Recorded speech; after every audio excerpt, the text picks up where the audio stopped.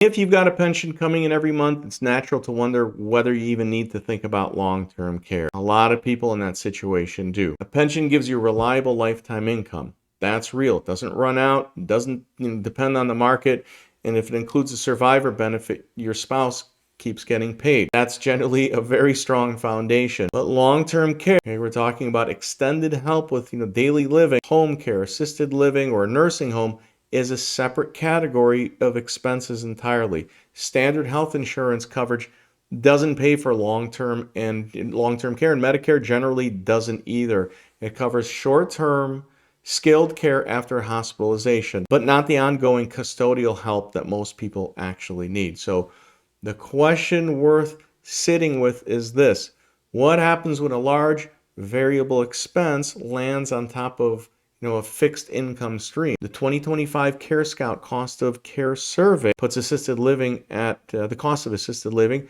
at about $75,000 a year nationally. And then a nursing home in a semi-private room, that's going to be around $115,000 a year. So, whether your pension can absorb that or part of it depends on the actual numbers in your situation. The size of the pension, whether it has a cost of living adjustment, what other, assets are in the picture, your health history, your family situation, and so on. There are a few ways that people plan for this. Now, self-funding from savings, that's one way. Various insurance structures. Medicaid, which is a separate program with its own eligibility rules, although we probably don't want to be aiming for qualifying for Medicaid. We want to kind of control our own care. Now, none of those is right for everyone, and I'd go through each one carefully with a qualified financial advisor who knows your full picture before landing anywhere. A pension is a really solid starting point. Long-term care is just a different question, and it's one worth asking before you need the answer.